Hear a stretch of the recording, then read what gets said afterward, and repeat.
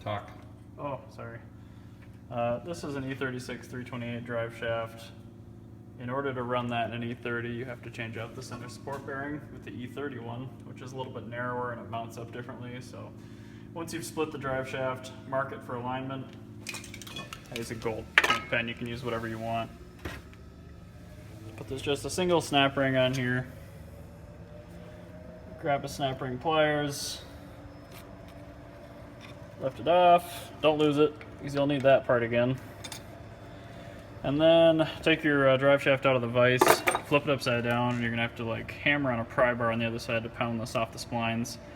This drive shaft's from the south, so it actually came apart really easily so far. We'll see. I'm gonna pop it out of the vise now and try it. So there's the old E36 bearing. E30 bearing. Quite a bit different. So we just went and looked under that car, and it looks like the splines go through this direction. The short side is on your left. But before I put it on there, I'm gonna just sort of double check it again because I don't trust myself. So on the right, you see the standard 318 drive shaft, center support bearing. The E30 shaft actually has the first U-joint on the front, whereas the E36 shaft has both U-joints on the back half.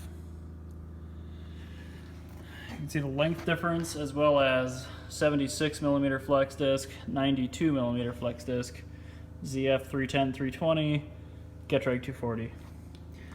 The differential that's currently in this car is a small case, hello there, small case 410 open, as you can tell by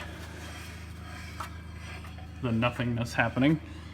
Part of me really wants to leave it in and blow it sky high with the turbo, but another part of me doesn't want to do this twice, so I'm probably going to just rip it out and I don't know, it's basically garbage. But I think the catback has to come off first. Seems like that's probably in the way. Half shaft time. There are 6 8mm Allens on each side. I highly recommend a good impact, a wobble, and a good quality socket. Make sure you hammer the socket into the bolt first, otherwise it's very likely you're going to strip it out. And that's not a good day for anybody. So there's where the 4 upper bolts used to be. That's where the 1 rear carrier bolt used to be. And that is where our flanges used to be. Oh, here it is. It's actually a nice, quiet, smooth differential, but I cannot even emphasize how little an open small case 410 is worth in this day and age for this car. So, medium case 293 locking diff is going in. That's actually in here. It's right there. You see it? Cool. Ugh. I'm gonna probably bolt that in because I'm on a roll. Why not? You got rust all over it. No, sorry.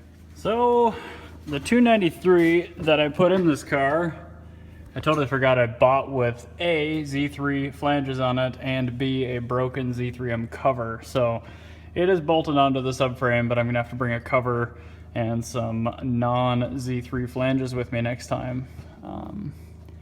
Shouldn't be too bad. I'm a little bummed that has the wrong flanges on it. The guy said it was E30 stuff when I bought it, but cheap enough where who cares. At this point, since the diff is bolted in, I can throw the drive shaft in it and then at least get that bolted up in the center. After that, I probably will throw the flywheel on the engine and probably the clutch kit as well. Probably not the transmission tonight, but you never know. So there's the S52 flywheel. There's my UUC segmented carbon Kevlar clutch. So, clutch kit is on. Drive shaft's sort of in. I guess the correct way on this, which is good. I forgot the release bearing. It sits in the transmission.